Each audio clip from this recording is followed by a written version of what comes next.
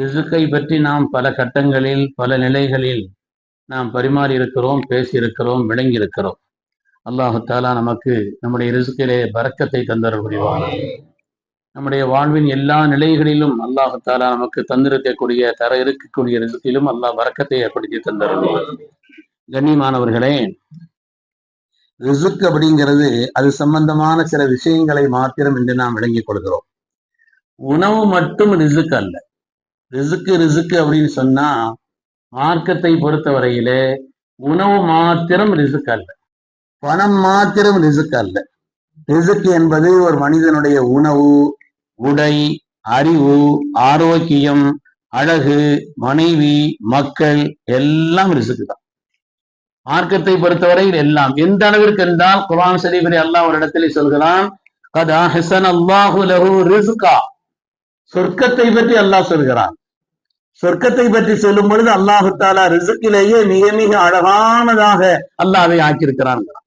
அதனாலே மனிதனுடைய வாழ்க்கையிலே என்னென்ன தேவைகள் எல்லாம் இருக்கிறதோ அந்த தேவைகளை நிறைவேற்றுவதற்கான எல்லா காரியமும் ரிஸ்க் தான், எல்லா காரியமும். அதனால மார்க்கத்தை பொறுத்தவரையிலே ரிஸ்க் அப்படிங்கிறது நம்முடைய பழக்கத்துல உணவுக்கும் பொருளாதாரத்திற்கும் பெரும்பாலும் சொல்கிறோம் என்று சொன்னாலும் கூட அதுவும் உண்டுதான். ஆனால் ரிஸ்க் என்பது விசாலமானது என்ற கருத்திலே தான் குர்ஆன் ஷரீஃபிலேயும் ஹதீஸ்களிலேயும் நாம் பார்க்கிறோம். சரி, இந்த ரிஸ்கை நாம் பெறுவதற்கு உழைக்கணுமா, தானா வந்து சேருமா? ரிஸ்க்குங்கிறது நம்ம உழைக்கணும், கஷ்டப்பட்டு உழைச்சுதான் தர்றவன் எப்படின்னு தருவான் அப்படின்னு சொல்லிட்டு நாம இருக்கிறதா, அல்லது இல்லை கஷ்டப்பட்டு உழைக்கிறதா? என்னங்க செய்யலாம்? அதாவது அரபியில இப்படி ஒரு பழமொழி இருக்குது, இதா குன்தலா தாரிஃப் ரிஸ்கக ஃபஇன்ன ரிஸ்கக யஅரிஃபு உன்வானக்.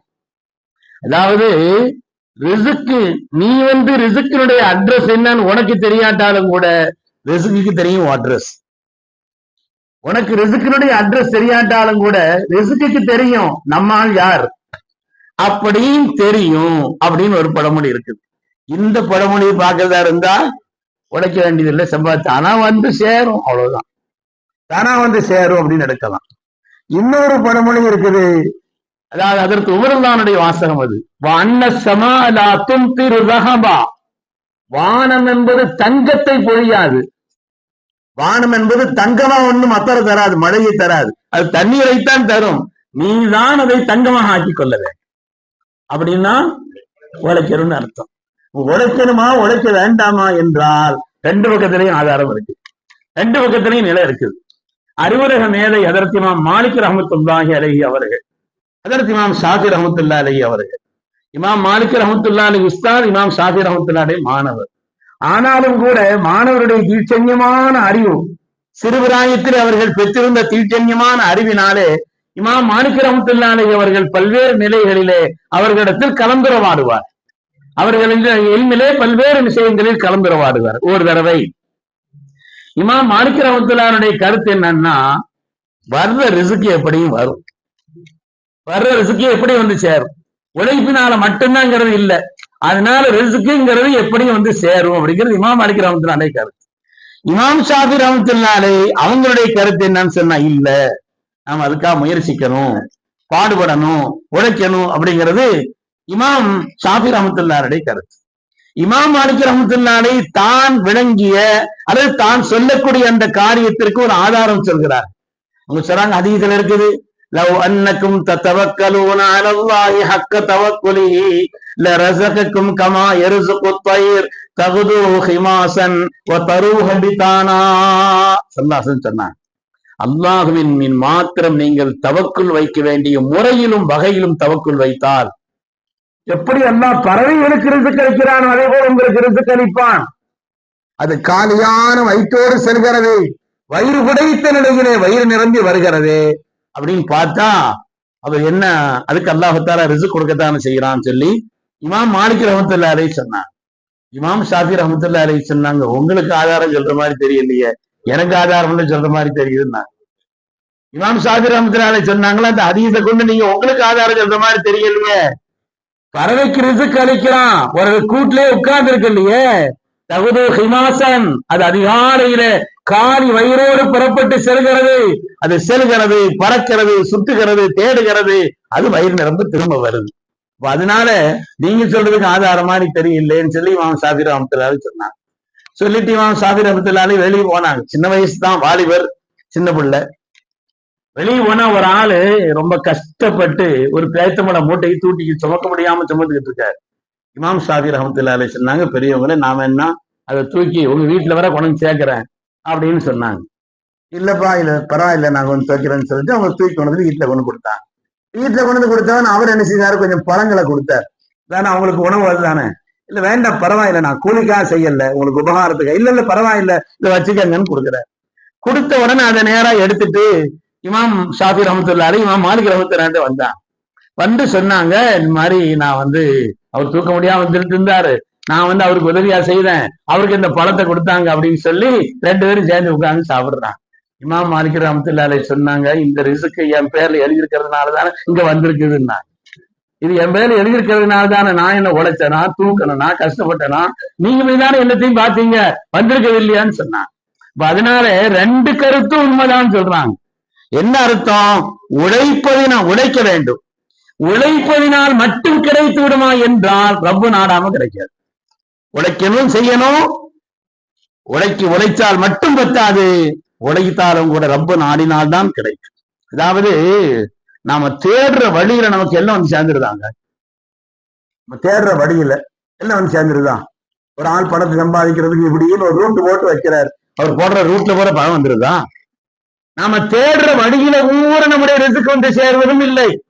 அதே போல நாம் தேடுகிற சேர்த்து வைக்கக்கூடிய ரிஸ்க் எல்லாம் நமக்கு பயன்படுவதும் இல்லை. நாம தேடுற வழியில ஊர ரிஸ்க் வந்துருதான். பல பேர் பார்த்தா பெரிய திட்டம் போட்டு இன்னைக்குதான் முட்டை என்ன செய்வாங்க, கோழிக்கு அடக்கி வச்சிருப்பாங்க, அதுல கோழி பண்ணையும் முடிவு பண்ணிடுவாங்க. அது எனக்கு பெரிய திட்டத்தை போட்டுருவாங்க. இன்னைக்குதான் 2 ஆடு விட்டு வாங்கி விட்டுருப்பாங்க, அதுக்குள்ள ஆட்டு பண்ணையும் முடிவு பண்ணிடுவாங்க.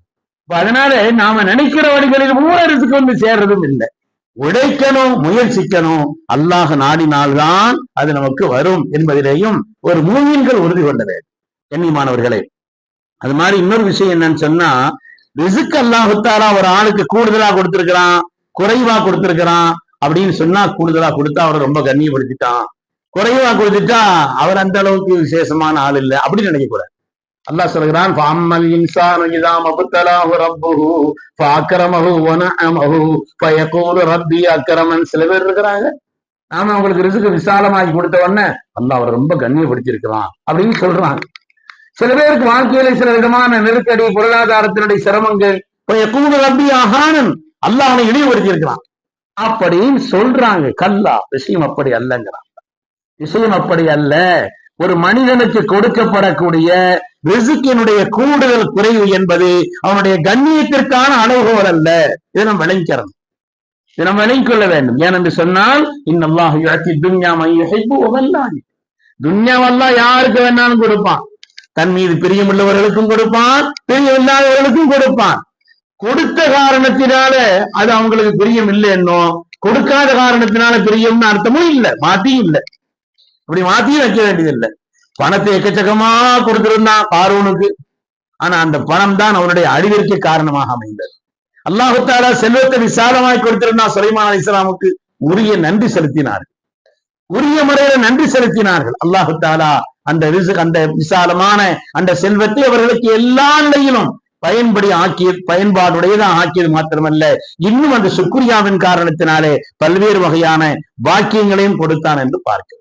அதனால ஒரு மனிதனுடைய கண்ணியம், கண்ணிய குறைவு அப்படிங்கிறது செல்வத்தினுடைய உயர்வு தாழ்வை கொண்டு அல்ல.